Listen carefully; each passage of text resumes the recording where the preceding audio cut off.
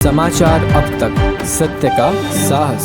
विधानसभा क्षेत्र के लिए पर्चा भरा हुआ है, क्या कारण है आपका राजनीति में आपका विधानसभा लड़ने का? सबसे पहले तो मैं अपने पूरे देशवासियों को, अपने शहर वासियों को और अपने क्षेत्र पश्चिम नागपुर के वासियों को दिवाली की हार्दिक हार्दिक शुभकामनाएं देता हूं। पश्चिम नागपुर से विधानसभा इलेक्शन लड़ने का जो निर्णय लिया है, कारण ये है कि इसके पहले जो भी प्रतिनिधि यहाँ पर अभी तक आए हैं, हम लोग पिछले 10-15 सालों से बहुत सारी ऐसी समस्याएं हैं, बड़ी समस्याएं हैं, छोटी समस्याएं हैं, लेकिन जो भी जनप्रतिनिधि यहाँ पे विधानसभा के माध्यम से चुन के आया है, उन लोगों ने उसके ऊपर में ध्यान देने का काम नहीं किया। छोटे मोटे काम तो बहुत हुए हैं, रोड, नल, गटर, नाली, ये काम हुए हैं, लेकिन बड़े काम जैसे कि एक गोरेवाड़ा की नाला है बहुत बड़ा, उसकी दीवार हर साल बारिश के अंदर में लोगों के घरों में पानी घुसता है, लेकिन वो दीवारों के ऊपर वो एक बड़ा काम है नाले की दीवार बनाना। जबकि शहरों के अंदर में आप देखोगे कि हर जगह नाले की दीवार बनी हुई है, कोई भी नाला दीवारों से अछूता नहीं है।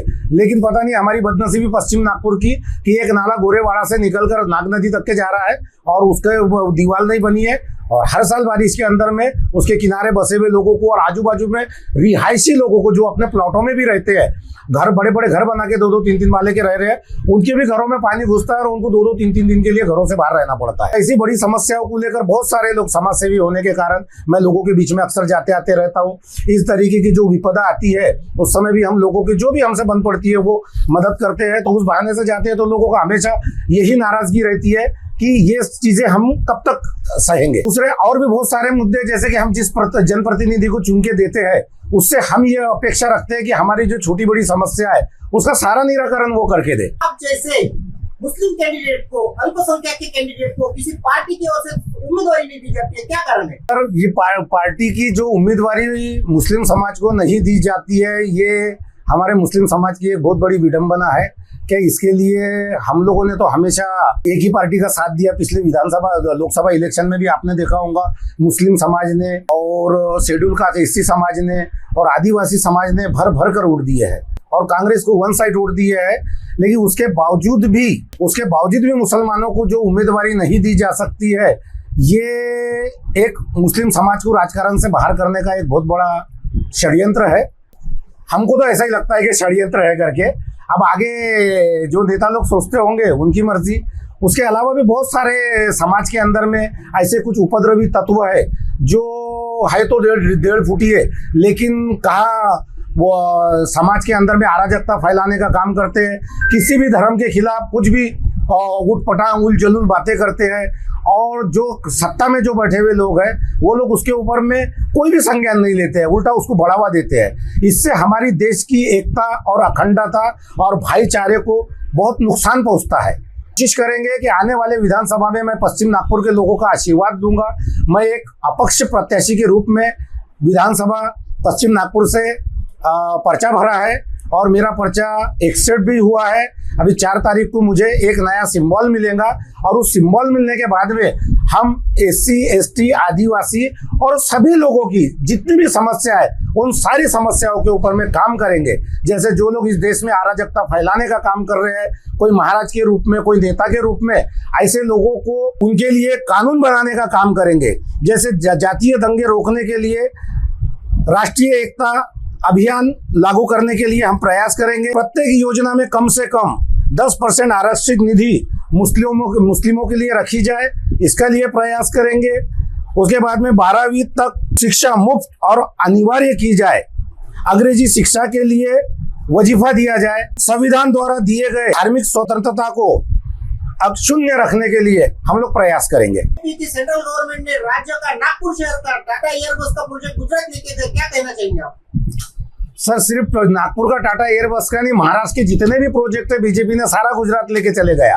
और आने वाले समय में अगर बीजेपी को महाराष्ट्र में सरकार बनाने से अगर रोका नहीं गया तो शायद महाराष्ट्र भी गुजरात हो जाएगा। बीजेपी की तैयारी तो ऐसी ही दिखती है। तोड़-फोड़ और जोड़ की राजनीति करने वाले इन पक्षों को क्या संदेश देना चाहिए?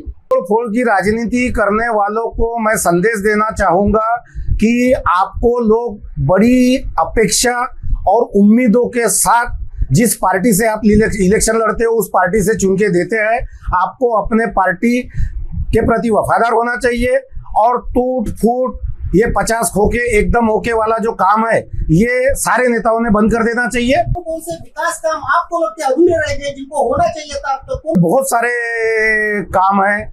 माइनॉरिटी के लिए यहाँ पे कोई अच्छा कॉलेज नहीं है, माइनॉरिटी के लिए गरीब बच्चों के लिए कोई स्कूल नहीं है।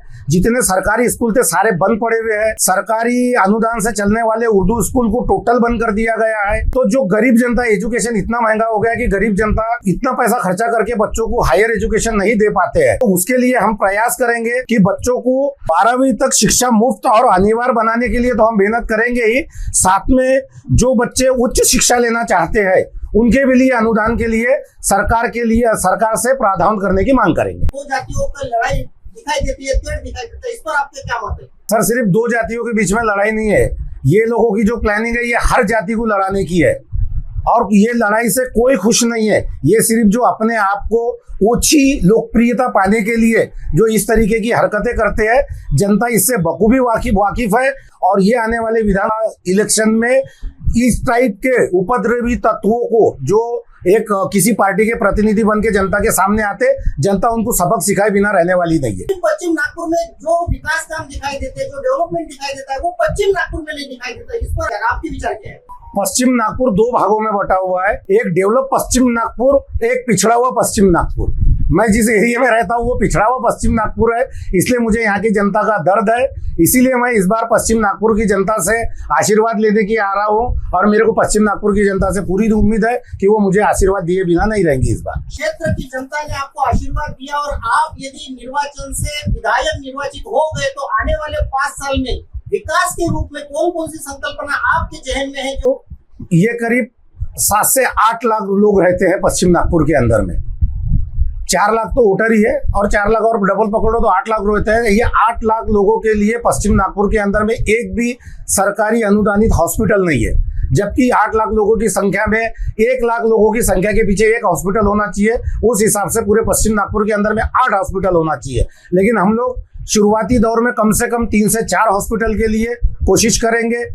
12वीं तक के बच्चों को सरकारी शिक्षा मुफ्त हो, जो सरकारी स्कूलें बंद पड़ी हुई है उसको चालू करने का प्रयास करेंगे।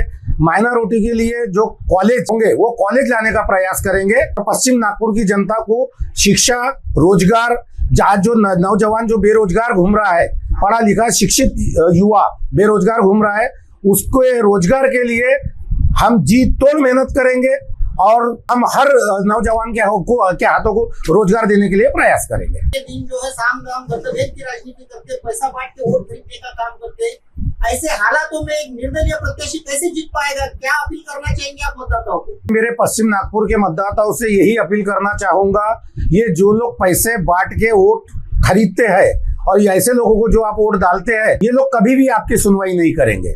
आपको अगर अपने काम करवाना है, ये लोग जो आप तक पैसा पहुंचाते हैं, ये पैसा आप ही का लुटा हुआ पैसा है, जो वापस आपको 100-100, 200-200, 500, 1000 रुपए में आपके वोट खरीदे जाते हैं और एक वोट के आड़ में करोड़ों रुपए कमाए जाते हैं। इसलिए इस बार आप ही का दिया पैसा जो आपके हाथ में आता है, आप वो पैसा लेके अपने जेब में रख लीजिए और एक ईमानदार उम्मीदवार को जो आपके हक की लड़ाई लड़ सकता है, ऐसे उम्मीदवार मैं राजा बेग मुझे जिताइए। मैं आपसे वादा करता हूं कि मैं आपकी छोटी से छोटी समस्याओं के लिए और बड़ी से बड़ी प्रॉब्लम के लिए आप जब मुझे याद करेंगे, मैं हमेशा आपकी सेवा में हाजिर रहूंगा। रजत कलेक्शन, जहां आपको मिलेगा रेडीमेड कपड़ों का भव्य कलेक्शन। फैमिली शॉपिंग करनी है तो रजत कलेक्शन है सही जगह, जहां आपको मिलेगा लेडीज, जेंट्स और किड्स के कपड़ों में सभी वैरायटी। महिलाओं के लिए सिंपल साड़ियों से लेकर भारी साड़ियां, कुर्तिया, कुर्ता पैजामा, जेंट्स के लिए शर्ट पैंट, शेरवानी, कुर्ता पैजामा के सभी वैरायटी उपलब्ध। किड्स में नवजात शिशु से लेकर बड़ों तक के सारे वैरायटी के परिधान उपलब्ध। लेडीज, जेंट्स, किड्स के कपड़ों के मिलने का उत्तम स्थान। हमारा पता रजत collection, बेलत रोडी road, Manish Nagar, near Tirupati Tirumala society, Nagpur.